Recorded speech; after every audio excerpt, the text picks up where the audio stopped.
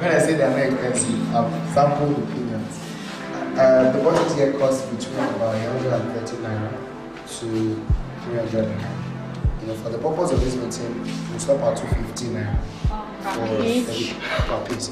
So that is in terms of size. So the biggest cost the highest. You understand? We sell normally this bottle will go for about 300 naira per piece, and the minimum you can get is about 5 dollars.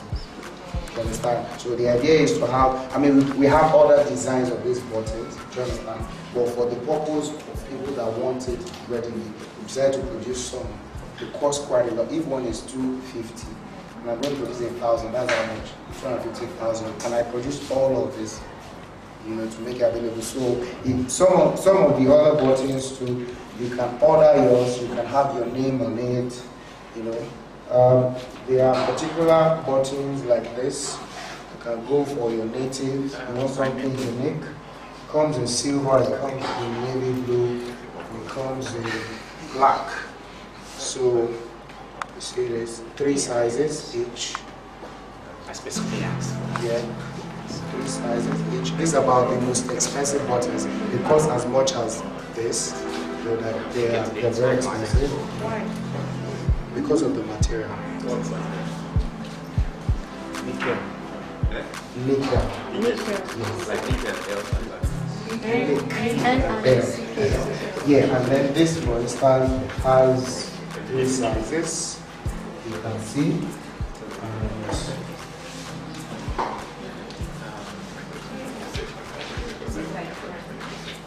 This is gabardine.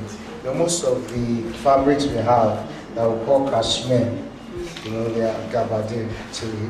But this one you are old and costs between, is actually costs between 20 to 80 pounds per meter.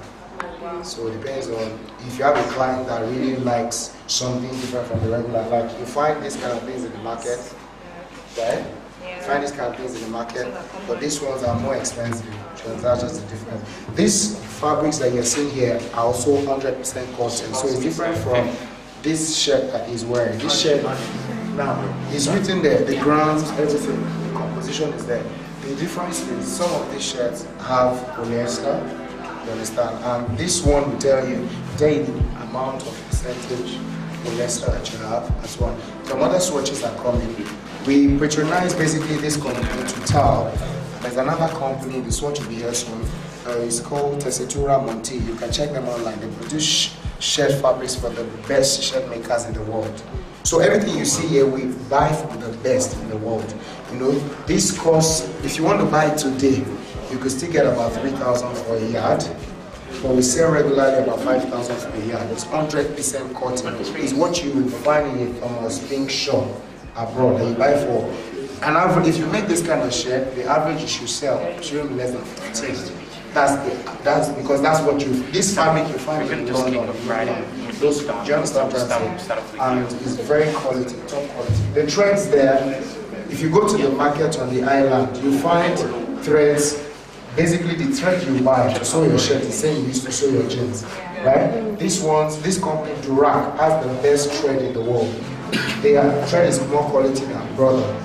I mean, if you go to Brother in Nigeria, you'll find this quality of thread. These threads are thinner. The sun will be here, so you can feel it. They are thinner. So when you sew your shirt, you hardly notice the thread. If you notice this ready-made shirt, you will not notice here. That's this kind of thread, and then it doesn't cut as you are sewing. It doesn't always cut, but they are more expensive. So, for instance, if you buy the bulk in the market for one, maybe for 250, for 300. This might cost you almost 600, 800. You understand? This thread, we have the one for shirts, for soft fabrics. We have the one for soft fabrics like your jeans, your chinos. And then we have the one for embroidery, different categories for your phonics, for your, and we have the one for overlocking, you know, the polyester, and all of them are very quality. So you can order with any color that you see there. The ones that are ticked, all the colors are available in the quantities that you want. But the ones that are not ticked, if you place an order, within a week, you get them. Any button you find here, if you want to brand it to within 7 days to 10 days, you'll have them delivered in Nigeria. You know, these buttons,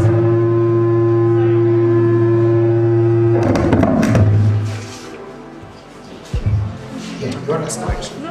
Okay. Sorry, how do you differentiate The one for the threads. Now, it has names on it. Let me show you. For instance, this watch, you see, they call it polystrong. This strong means it's for very tough fabric.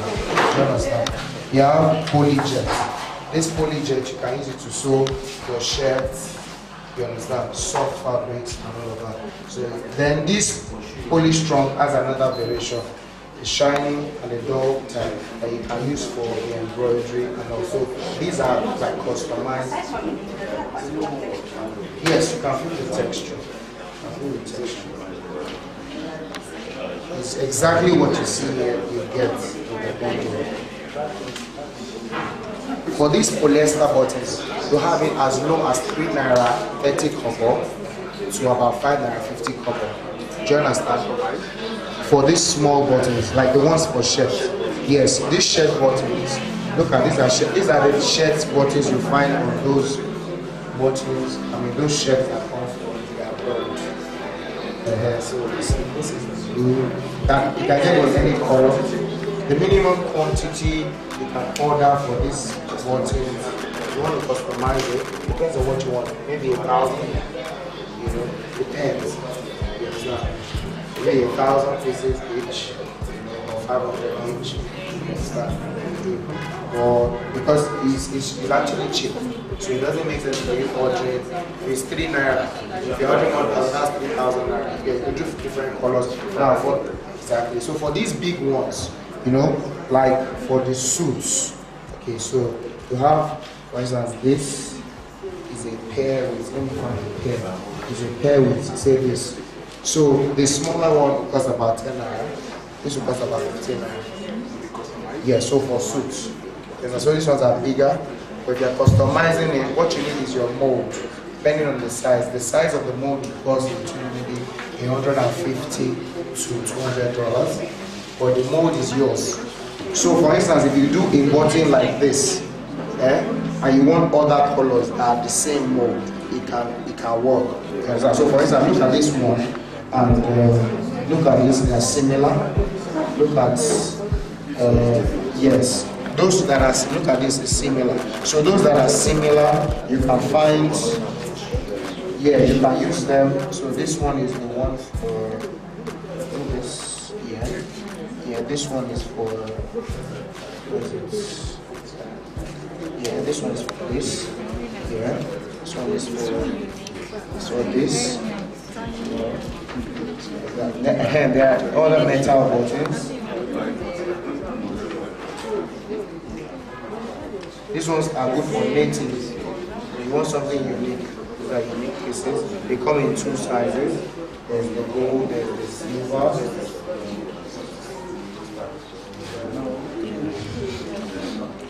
Don't expect that you start now and it happens for you.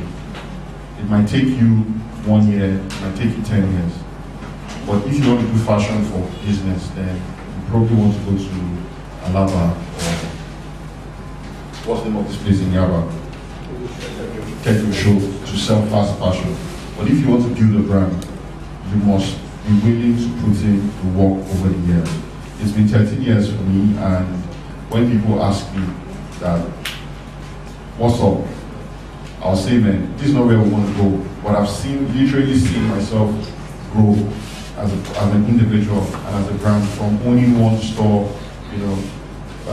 owning 2 stores, shutting down 1 store, and I remember 6 years ago telling myself that a day will come where my dream is to plan an international brand like Zara, H&M or Tommy, giving them a local brand facing brand. And someone reminded me 3 weeks ago when we opened our store at the Ikeja City Mall, and this was what you said 6 years ago. So you must be able to also confess. You must be able to say these things without fear that someday it's going to happen. It's Christian Designer Hall. I'm not a pastor, so I'll try not to preach, but I would say that more times than usual, you can only get as far as your dream, no more, no less. So if you create a work brand, think of the brands that we love today. today. Someone just called a brand out of the blues. Can someone help me with an international brand? Nike. Zara. These brands took 50, 60 years to get somewhere. Zara, from 1947, they were cooking and they only got their first break in 1982. You know, and it took them 57 years to get to about 100 stores around the world.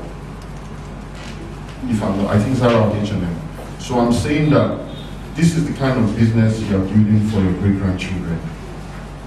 If you do not, if that is the mentality you are going into it with, then you will be able to put in the work, fail forward, work again, fail forward.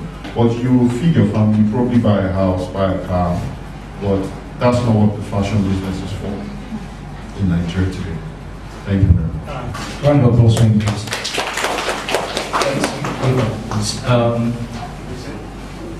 What would you say are the factors to consider when trying to market a brand?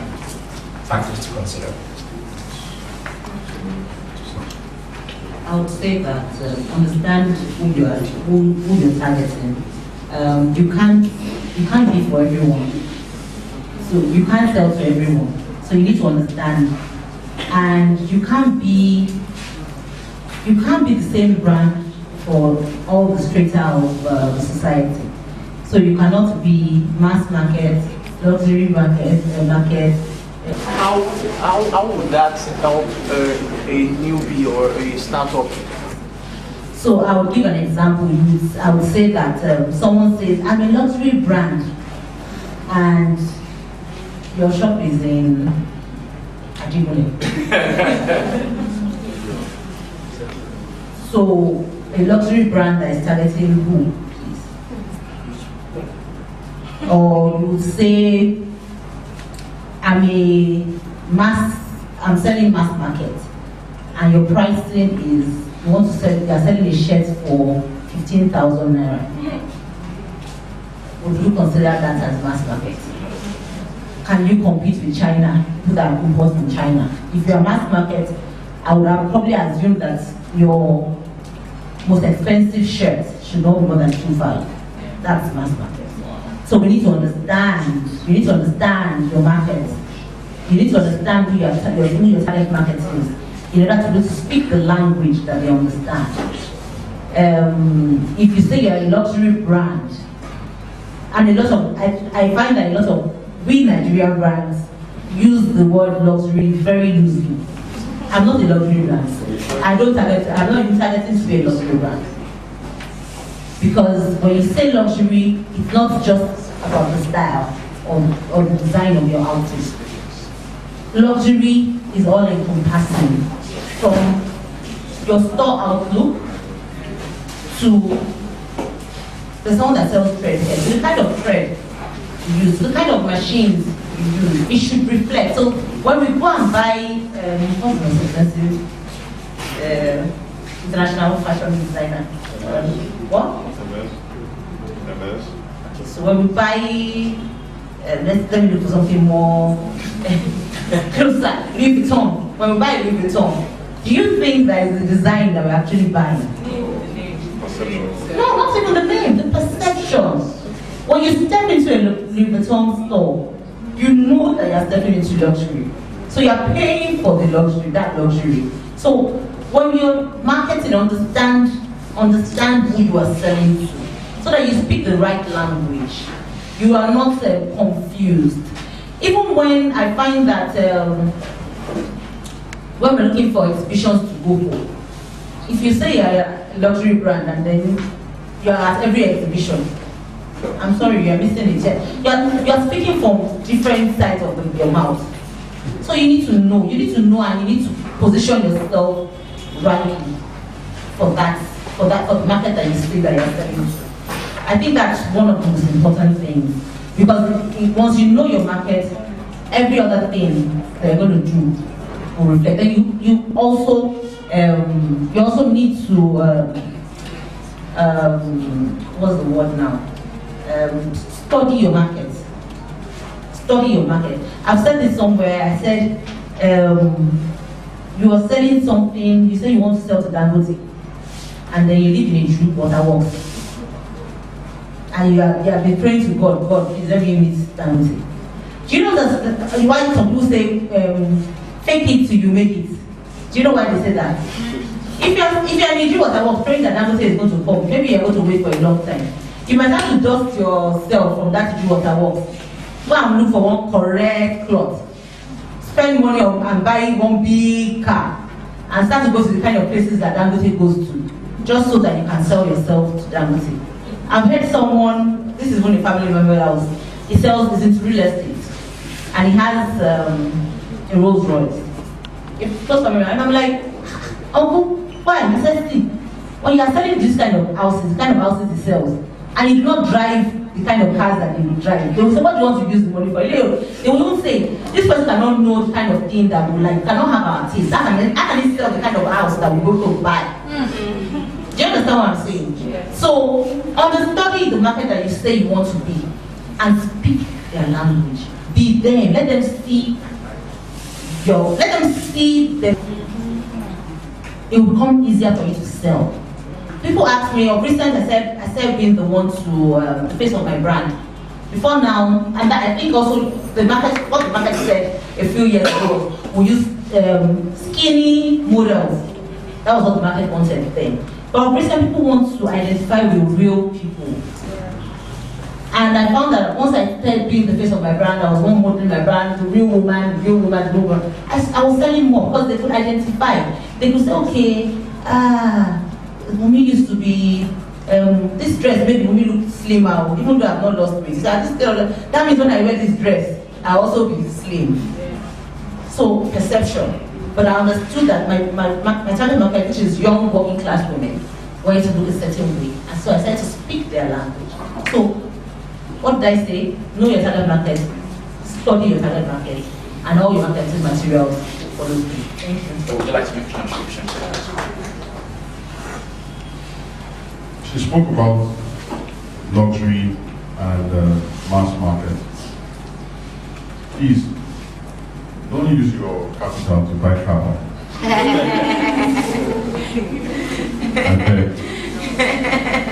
I beg.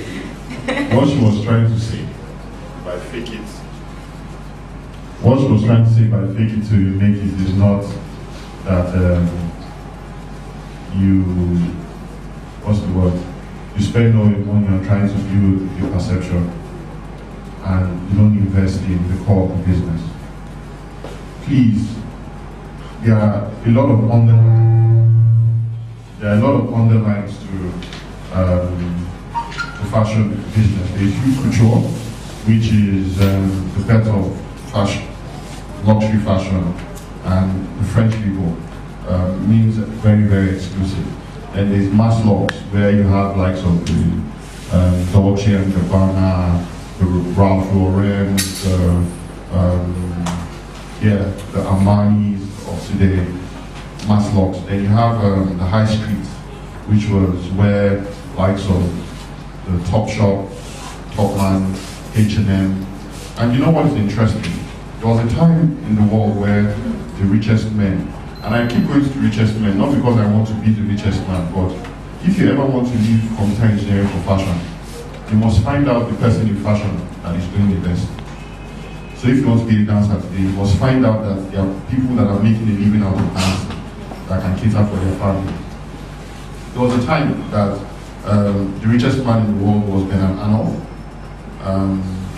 Although let's forget, that was in 2000. Zara, Ortega, Donald Zara was the richest man in the world. And the 8th and 9th person was Bernard Arnault and the owners of H&M. So, Zara is selling fast fashion, meaning that affordable fashion, not for the Nigerian market, but affordable fashion in the world. And he was the richest man.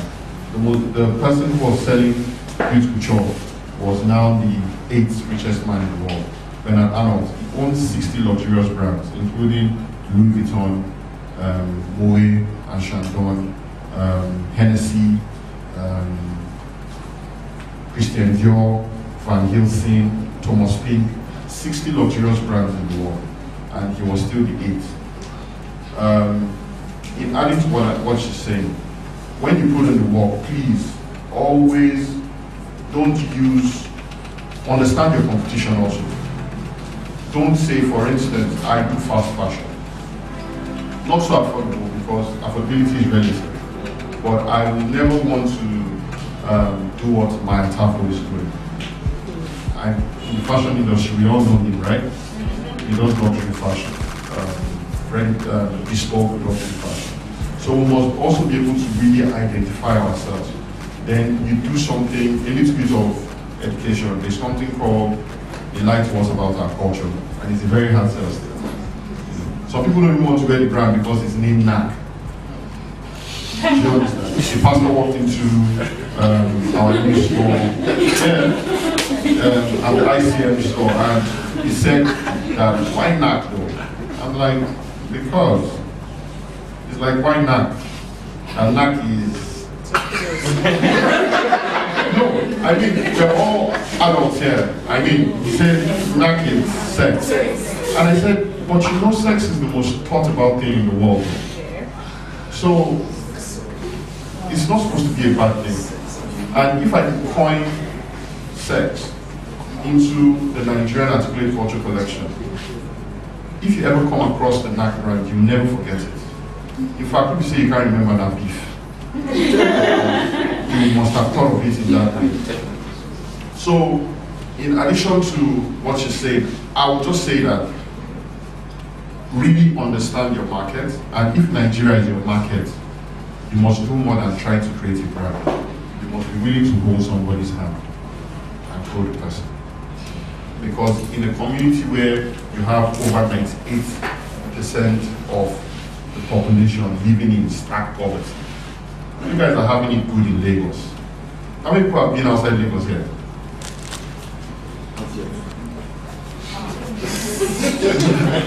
So, because if you ever want to really do good business, your community must strive.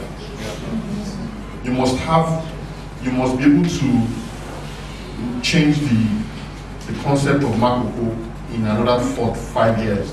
You must be willing to do more for the community. You must be willing to educate someone.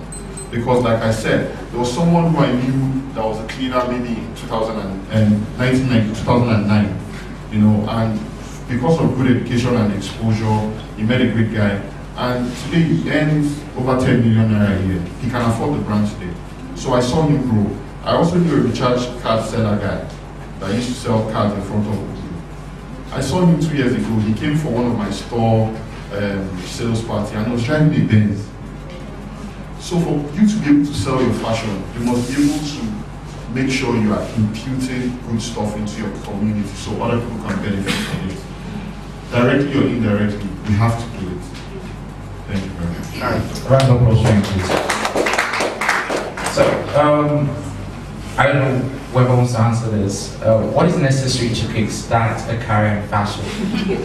Like, what are the things to look at? What are the factors to put in when you're trying to kickstart a career in fashion?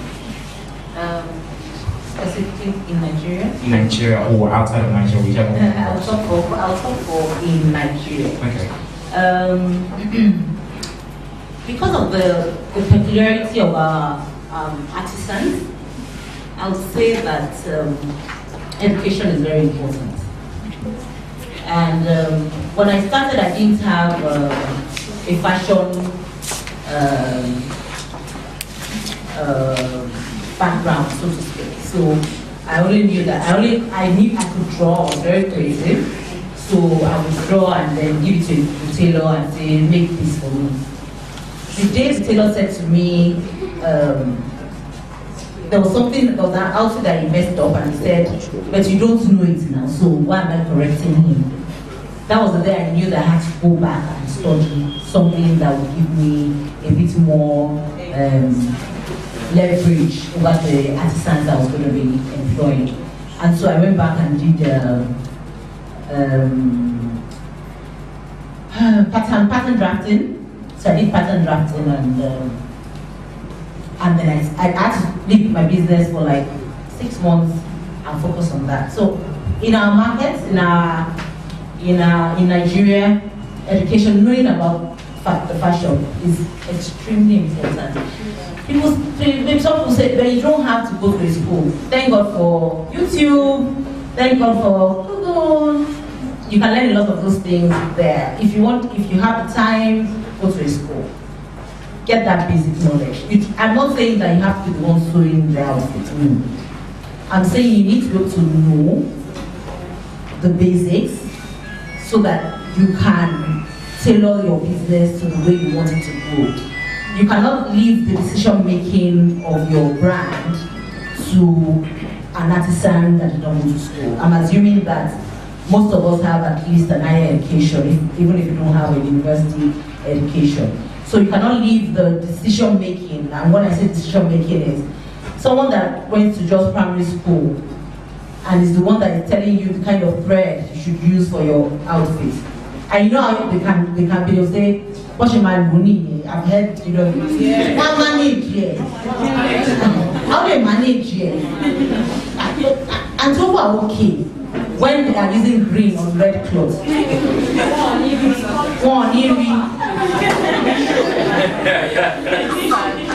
So you cannot leave the decision making of your brand to an artisan.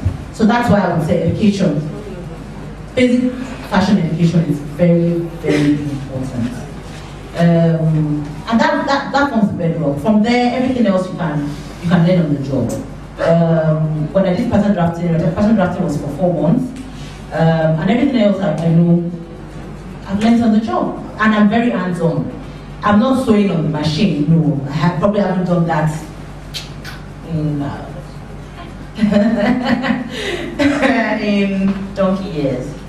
I haven't done that, and there's no reason to, because there's also, you need to also understand that there's so many aspects to growing a fashion brand. It's not just the sewing.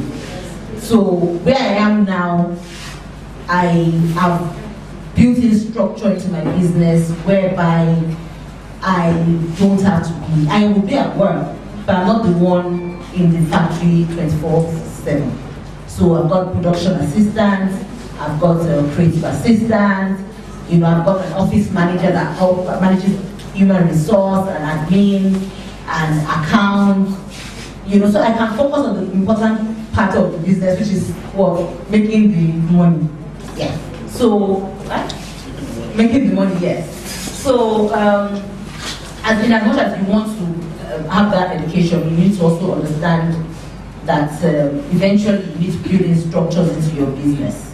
You cannot be the one designing, sourcing, sewing, delivering.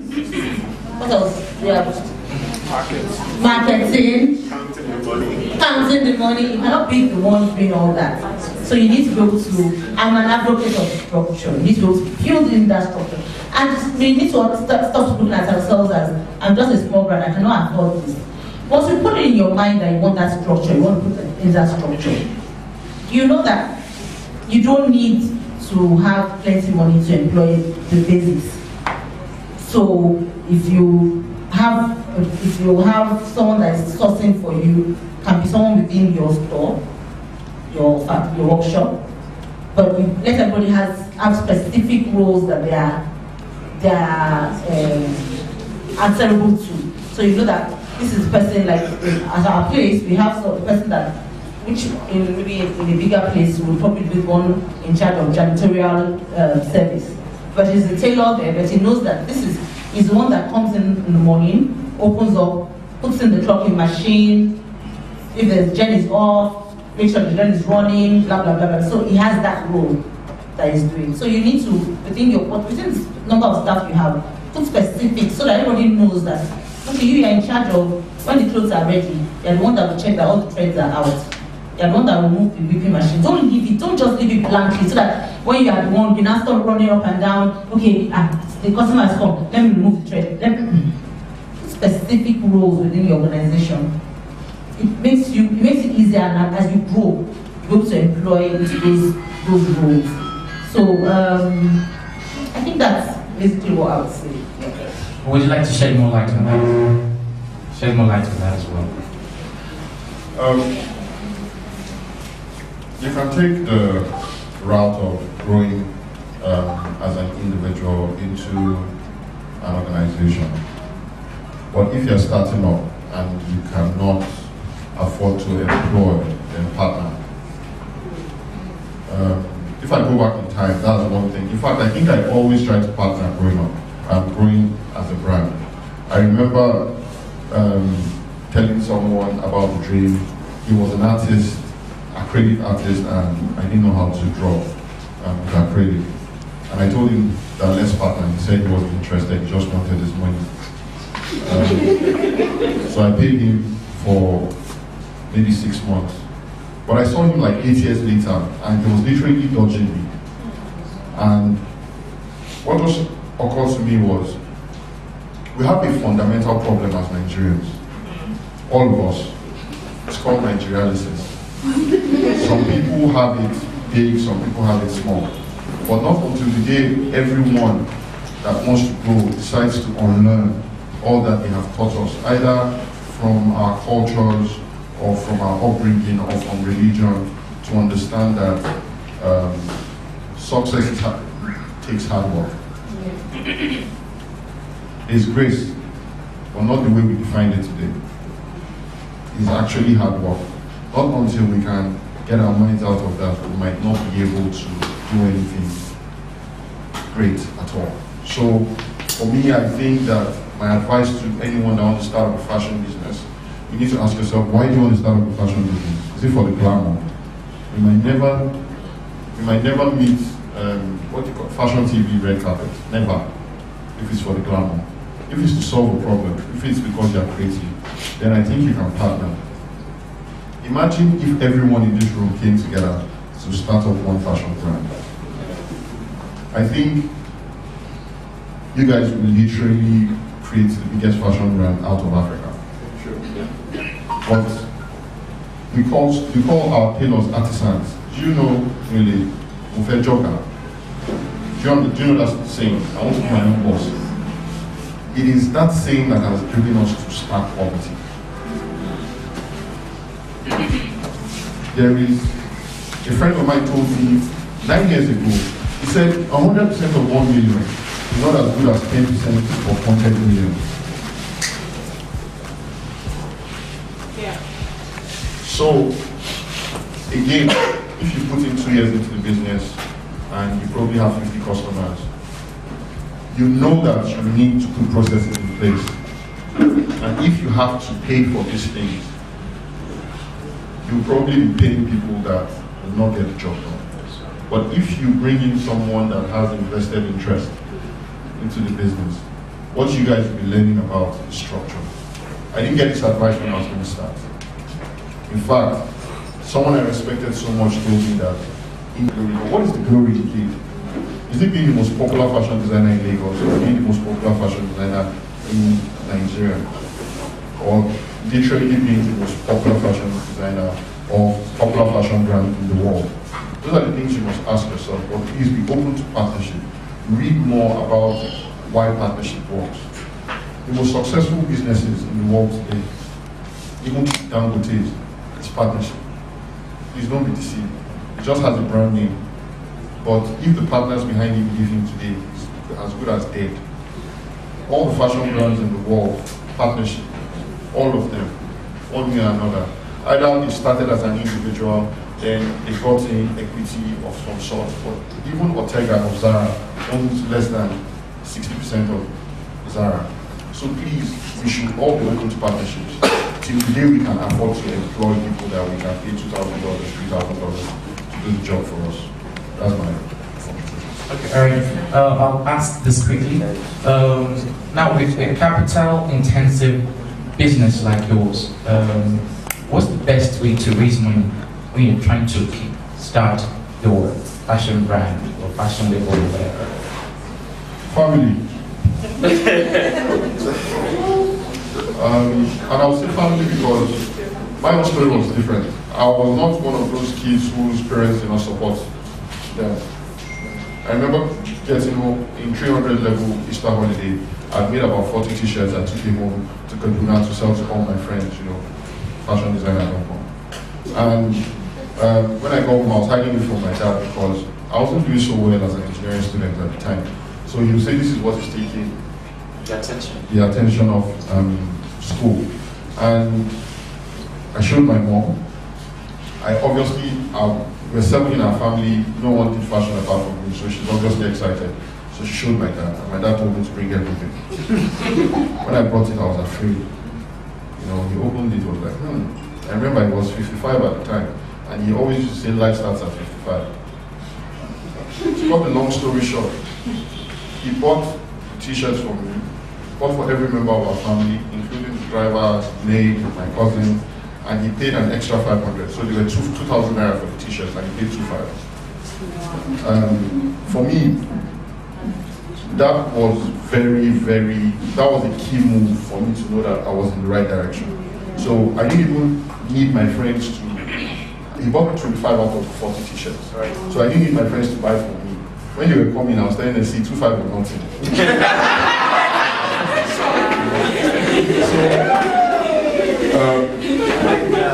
So I think family, and family must not necessarily be your father or mother. You know, as we grow, we choose the people we call family. So it can be a friend, but there must be always someone that believes in you. Guys, don't be deceived. I'm only here because people believe in me. Not because of my hard work, not because of anything. You need to constantly know how to sell your dream. That is it. So if you want to raise money, please don't go to the bank. Because failing forward is when you know that you don't have to pay some basic. Because you will definitely fail.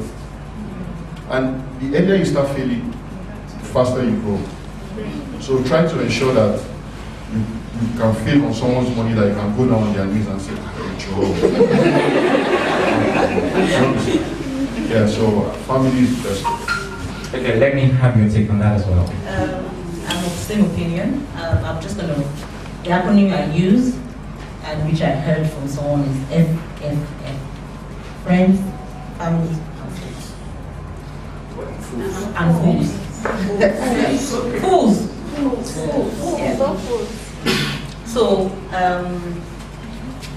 for me, I come from a family of entrepreneurs. So, my mom was a trader, my dad was a trader, and so it was almost like if I didn't do business, I probably wasn't a son of the soil. Come from the same club or something. So my parents, even though I didn't really ask for money, like, oh, can you come and support my business? My mom was very firm in loaning me money to start, and she said when she was going to start her business, and that too, you know, all she will fool me. That's what she said. All she will fool me.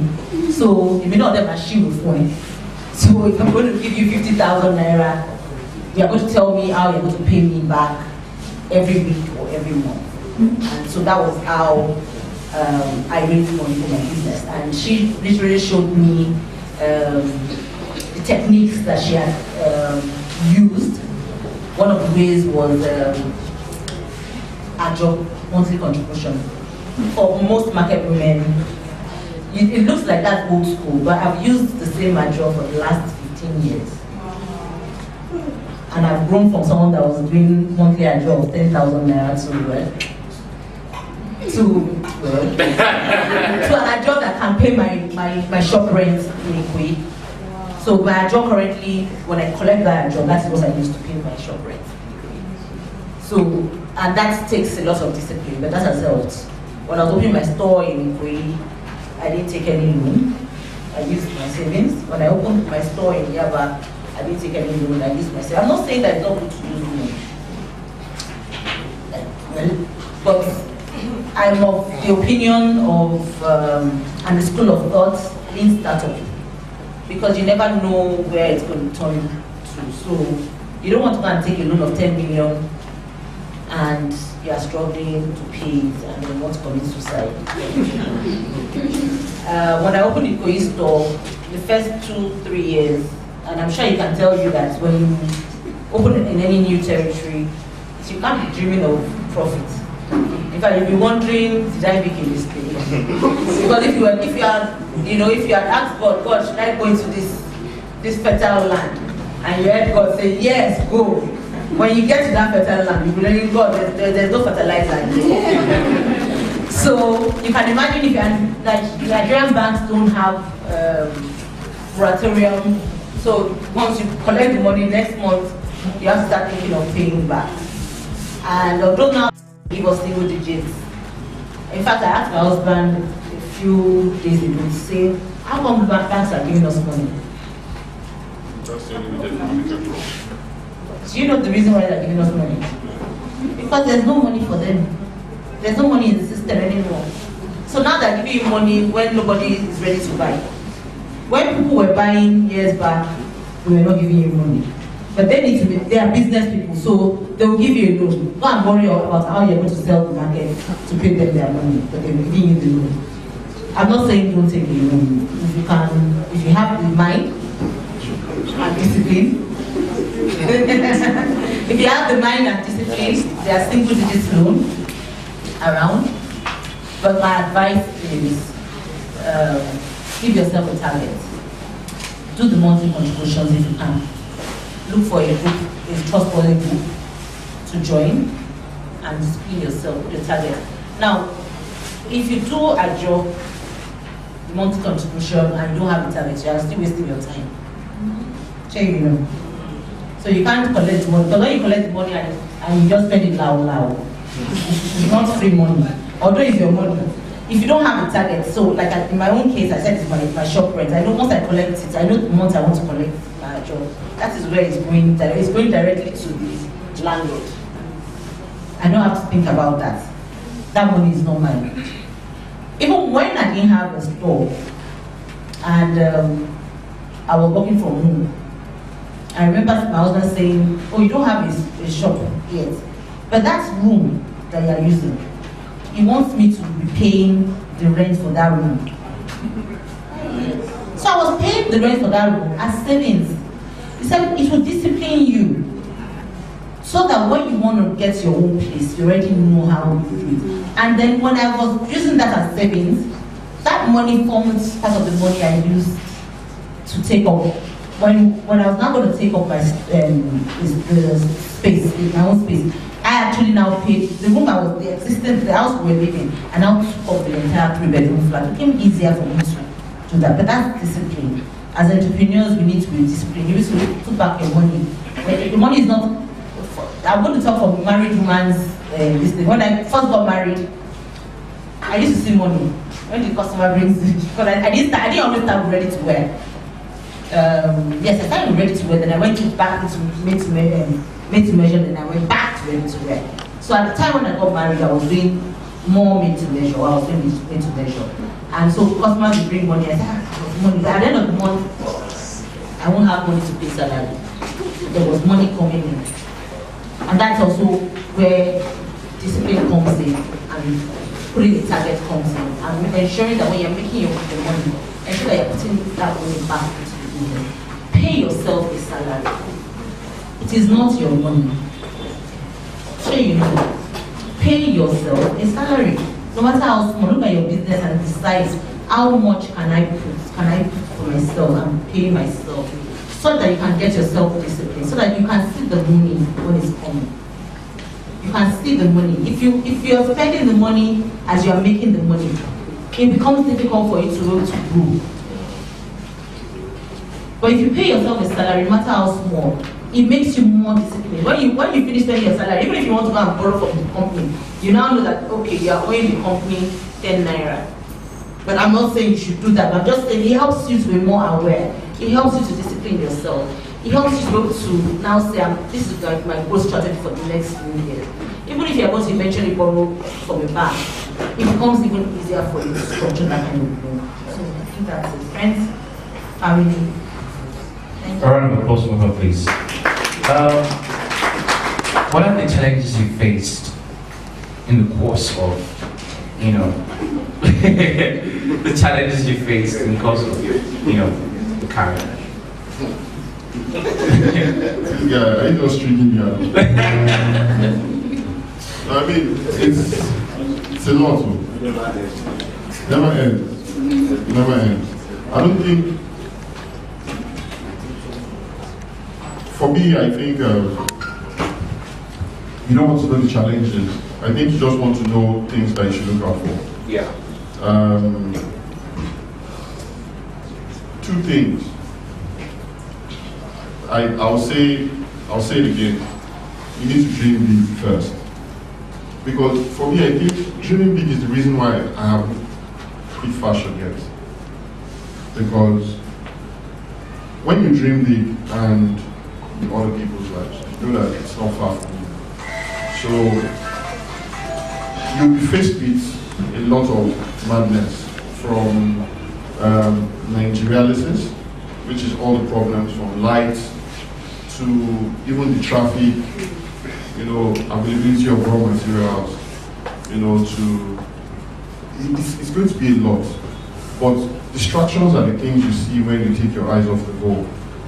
You must constantly focus on what you want to achieve. And as these things happen around you, just try to remind yourself about it.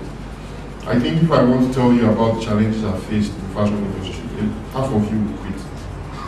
And, you know, and it's admirable for people who know how to quit. I think it's not a bad thing if you choose to quit, because most of us were doing this for the wrong reasons. That's the truth. We're doing it for the wrong reasons.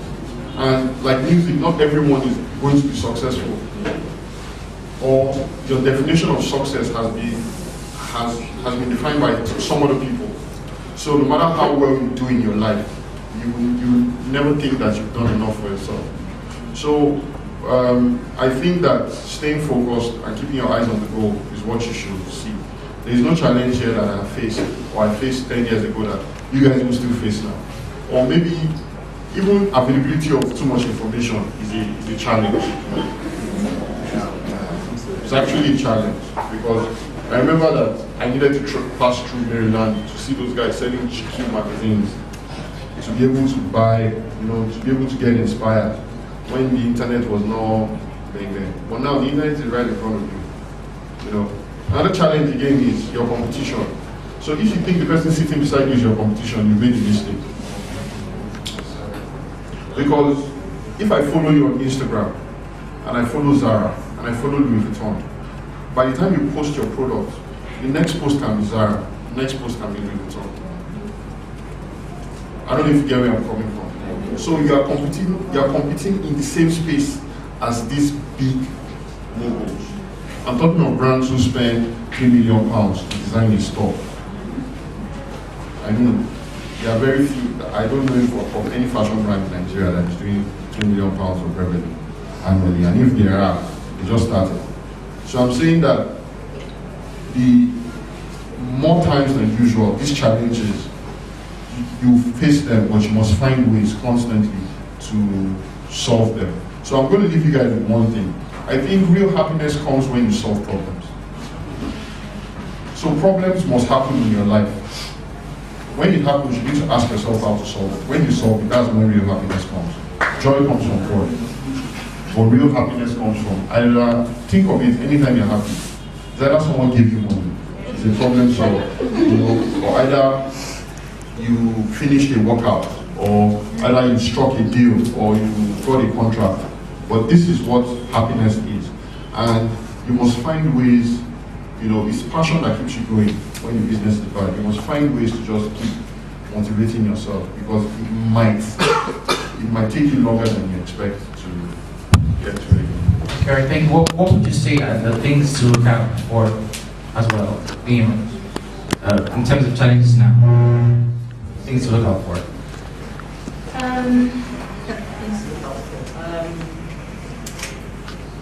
I think that we might want to say Nigeria is a peculiar space, and as I said, there's nothing new under the heaven.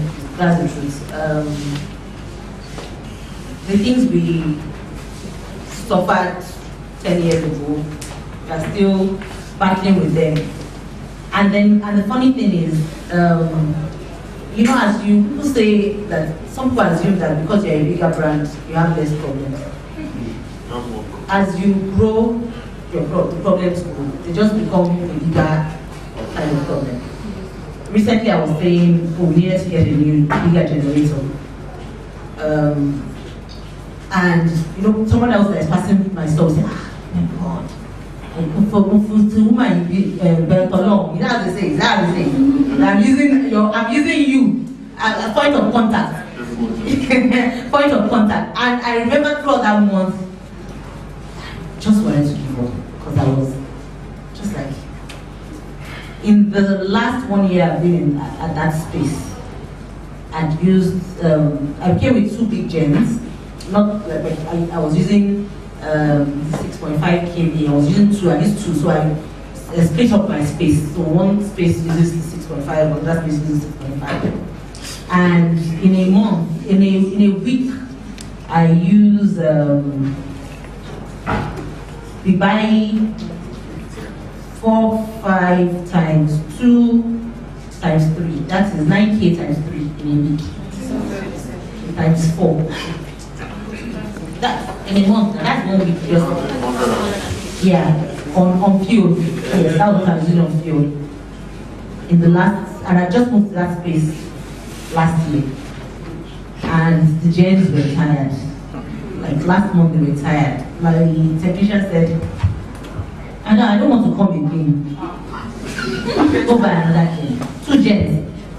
In between, before this time the technician came, because I didn't want to buy another one, my father-in-law gifted me one that I was using that was still okay, so I can support, you know. That one too packed up. Then, so I was left with 1 gen. And the gen was coughing. The gen was coughing. And I'm like, you know, of course you have the... I'm saying this because he says I don't want to stay. Me, I will stay. I will stay. Because, you know, I said to someone, in my adult life, I've not thought of relocating.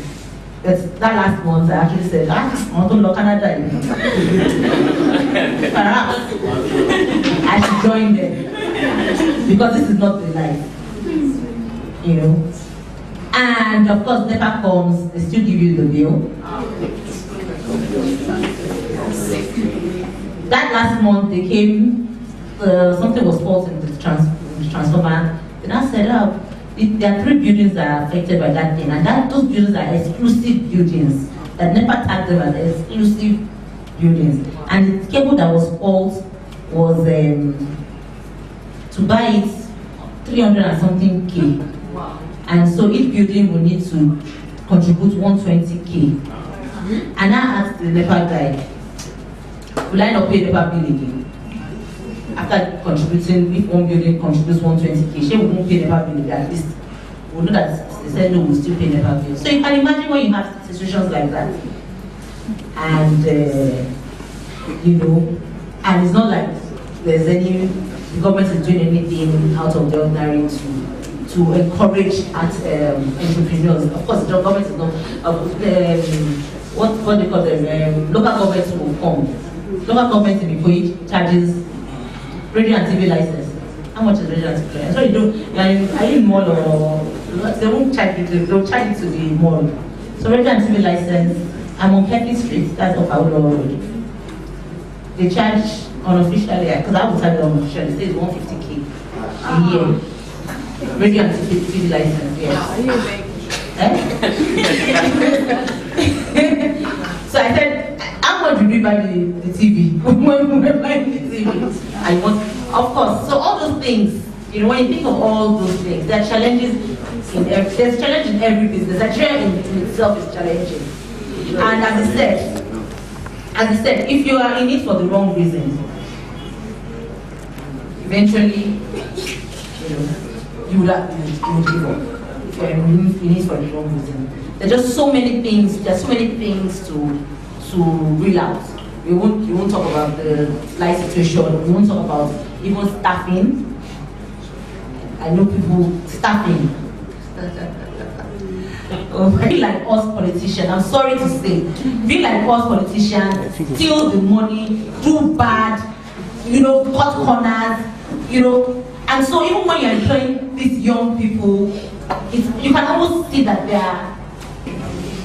Well, from the interim, the NAT brand to be the real representation of Nigeria around the world.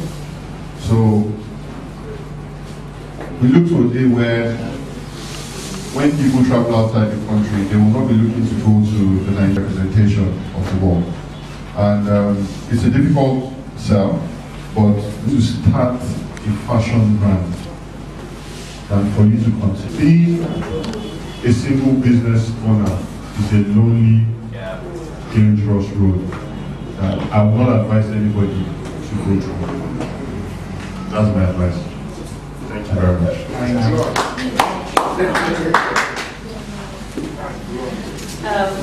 What advice? Yeah, I think collaboration is the way forward now. There is no two ways about it. And the world is getting smaller and smaller, so it's a lot more, it's a lot easier. Although we have trust issues in Nigeria, but we need to get out of that and understand that we do more when we are more. And as much as possible, come together. And it might not even be in terms of forming a clothing brand. It might be in terms of sourcing. Why would each individual designer want to open a store? Why can't you guys come together and open a store? Why can't you guys come together and say, okay, something collective. You are selling shirts, you are selling trousers, you are selling this, and you come together and share the risk of retailing. We don't have enough retail, fashion retail. All of us are saying we are doing ready to wear. We are just scratching the surface. We need enough retail spaces in Nigeria, and it's not just website. We talked about website. When you opened, you said your website was 2006, no, 2010. I think mine was about that same time, and he got his own. He got gifted his own. I spent, I think, the person that did it collected maybe about 250K. Then that time the payment platform wasn't free. Now we have PayPal and PayStar, which is free. Eh? Then you use GTPay. It was more than that because GT will collect on 5K. Then what's that for the internet collector? That's on 5K. That makes 150K. So 250 plus 150, 400K. Ask me, did I? Whose website is that? And then did I make 400K in that time?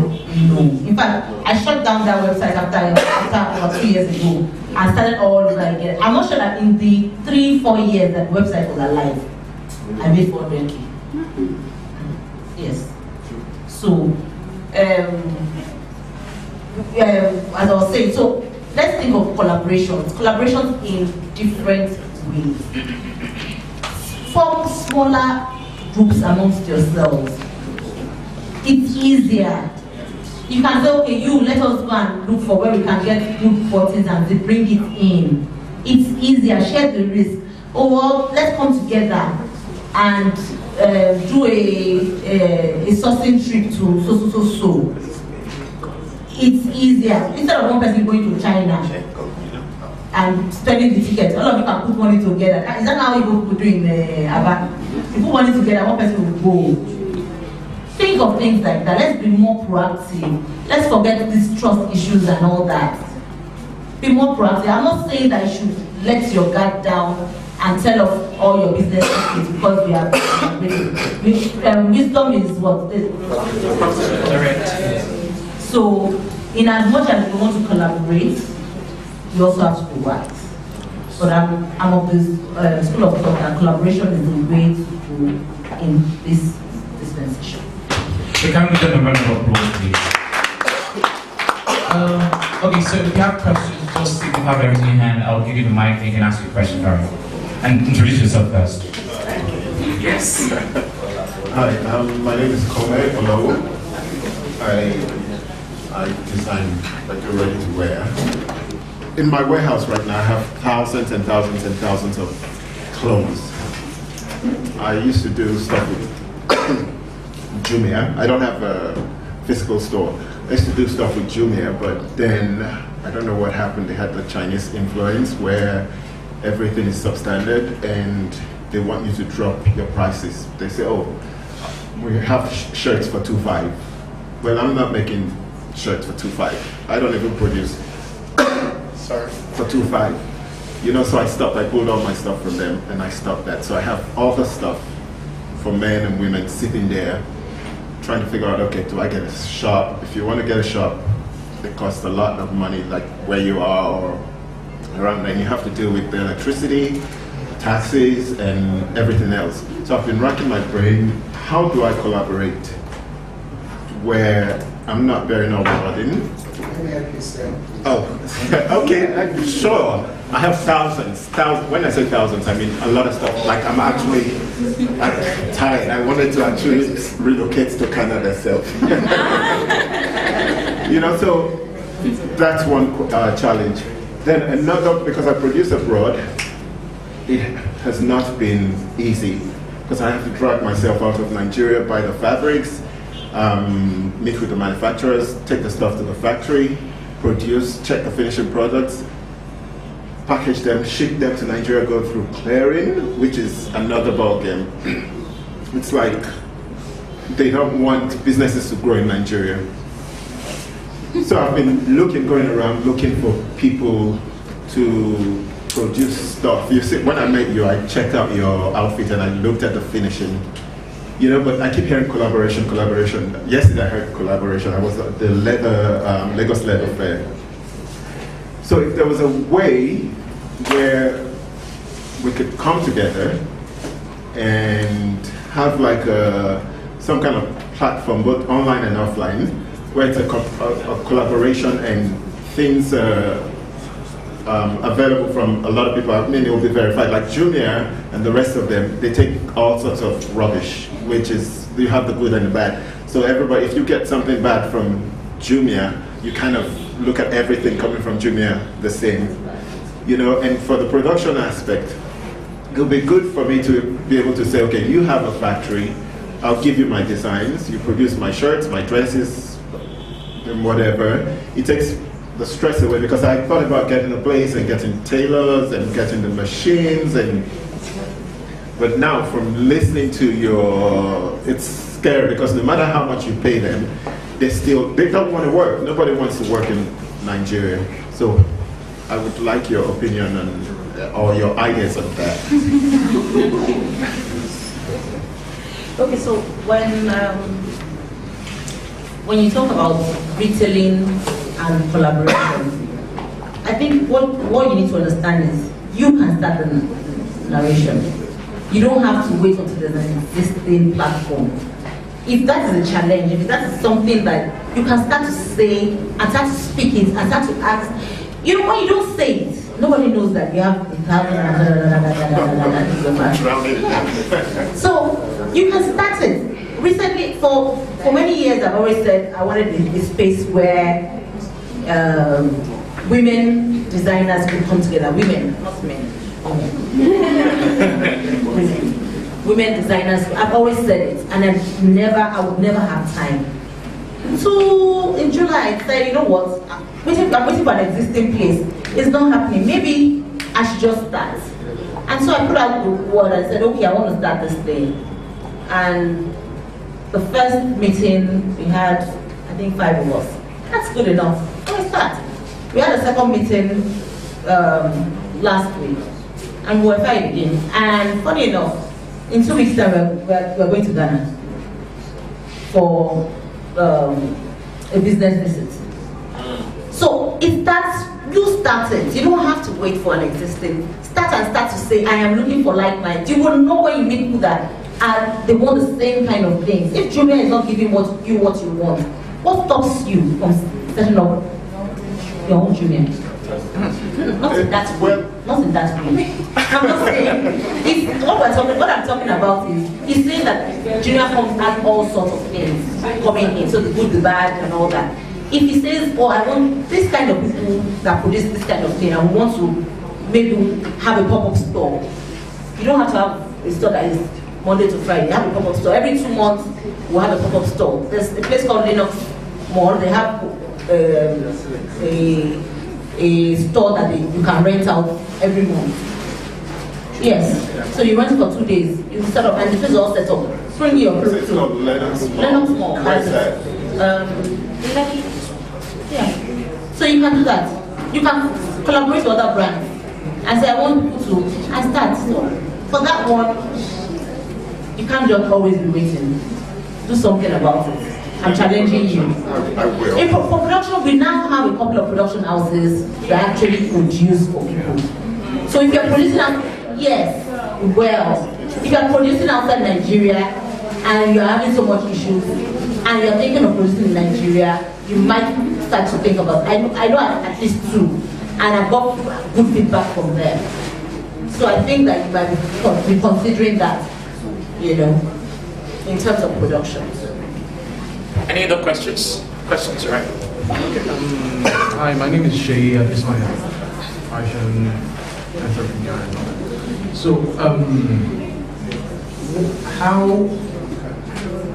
how does marketing aid fashion in Lagos or in Nigeria? Or how has marketing helped you to sell more of what you do? How has marketing helped NAC broadcast the culture you intend to portray as NAC? And how has marketing helped you to sell more of your items? And is marketing, is it worth investing in? Okay, for example, if you have 50,000 for your production, and is it I read somewhere in the book that says if you have 50,000 and you want to invest in production for anything, at least let's 30,000 go into marketing.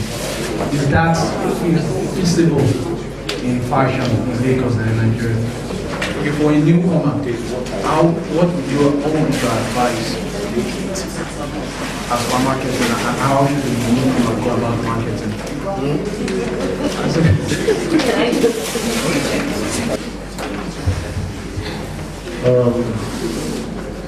Marketing is everything. That's what it is. In fact, if you have 50,000, let me correct that one. Put all of it into marketing. Get the customers first. Then you can find a way to source the product. Or you can spend 50,000 on the product and you will not be sitting there. I think marketing is the most important thing that you must do. For every time that I spend ridiculous amount into advertising or marketing the brand, all I tell myself is that it is being keyed into the foundation of what the brand wants is. When BlackBerry was existing, anyone who used the BlackBerry in Lagos knew the NAC brand. If you say you don't know the NAC brand, then they are beefing again. Then, you know, Android came in, WhatsApp came in, and the cost of marketing went up. With the work Jumia has done today, there was a time they were spending as much as 3 million naira a day on marketing. I don't know if they still do that till today, but they have a huge marketing budget. The truth about it is, if you want to sell to a street, the whole street must know about it. In fact, 4 streets must know about it. Because that street, no matter how much they know about it, is when they go to other streets and they hear, what's the name of the brand? Deck.ng. Like, oh, there is a brand called Deck.ng that is on your street. Then they will now go back and want to affiliate themselves with the brand. So you must constantly put money into marketing. either through your photo shoots, your video shoots, your paid advertisements. You have to do it a lot.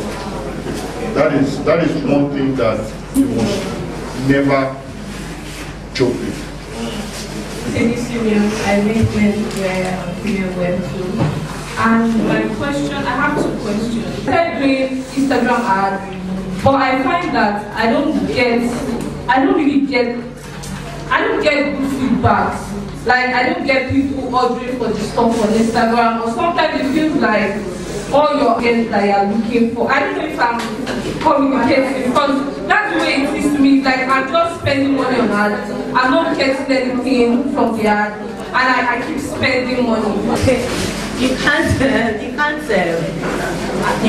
give a budget for marketing without actually saying what your proposed revenues are. I can't tell you to spend 20,000 naira when you want to make 20 million. Do you understand what I'm saying? It's from your targeted revenue. You'll be able to know that, okay, this is how much, this percentage should go into marketing. Do you understand? But for a newbie, there's so many avenues for marketing. So many. SMS marketing. Do you do that? Not yet. Do you intend to do that? And SMS, at least you can start, even if you're not doing SMS, you can do WhatsApp marketing. Every morning.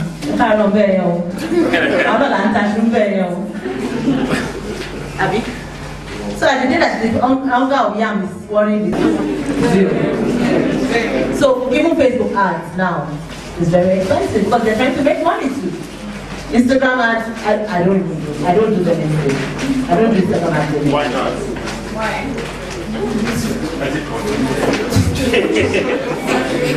It's too much work. I still post. I'm not saying I don't post, so don't get me wrong. I still post and all that. There are other, Google now has this, Google Merchant, which you can try. There's so many things. You know what? I see you're looking worried. Yes. I see that you're looking worried. So, how will I start? I will need big, but I don't think you should over worry.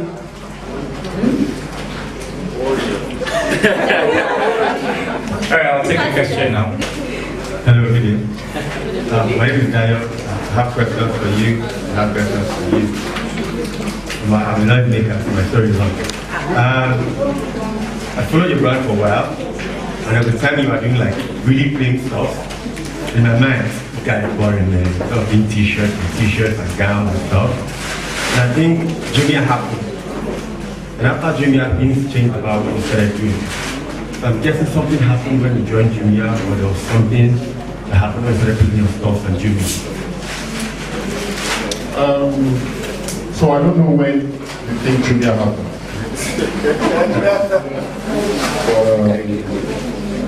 I think the only thing Jumia did for the NAC was what it did for the e-commerce space in Nigeria.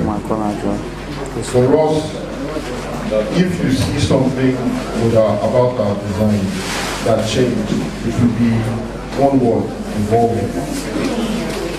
That's just it. It had nothing to do with Jumia or the market or the competition. It just had everything to do with what the world was saying. So you have a t-shirt with an industrial pocket patch. That's what is involved. So what we do is we do what is involved and we inculcate culture into it, simple and short. So again, Jumia had no influence on our design at all. So that answer the question. Yeah, really good. That's it. And also, how much do you invest in your Instagram? Is it really important? You have to pay me for that. Another question. But with investing on Instagram, the truth about it is this: you have to invest in this market. We hold the short end of the stick because none of us here decided to use Superbird. We had a long-term plan. Create a community where the whole world wants to be on. Then monetize the whole wide world. So the question now is, how much money do you have to spend to put the brand out there? The truth about it is, we do not hold back when it comes to trying to put our brand out there. If you see pictures of NAC from 2010, you will know that a lot of money, a lot of favors, a lot of stuff was put into it, regardless of if we're going to sell 1 item or 10 items. That's just it. So, because people who you market to today might not buy your brand till 10 years time, but consistency is the answer.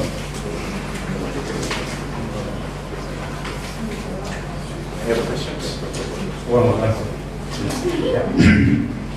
You're opening stores, but these days people say don't do stores so that they can sell online and stuff like that. Is that something you have done?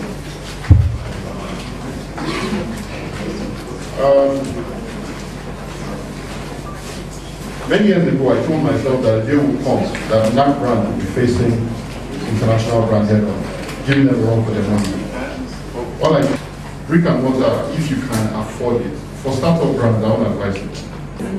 For the future, it's safer. While I kept the business name, I'm not a contractor, so maybe I'm not looking for a big contract from government here that will say, bring, if it's not a company, we will not deal with you. Business name, I still pay tax, personal income tax. All right, thank you so much. It's been such a privilege doing this. Of course, All right. Good day, everybody. First and foremost, it's been a while here. And thank you for coming. Thank you so much for what you do. We have to see the age, I want to say thank you. It's always a learning curve for the most part of this year. 6 months. But for this one, yes, it's upwards of 6 months. But for this one, I said I was coming because as brands that should, in the next few days, in just asking, looking at businesses as case study and what did they do to overcome the challenges in their native environment. There's currently Harvard review for Harvard, for House of State of Luto NAC. So you know that, sorry, Luto Telu. That's where I started following your brand. So, a few comments. Those of you don't know me, professional, I'm a business engineer.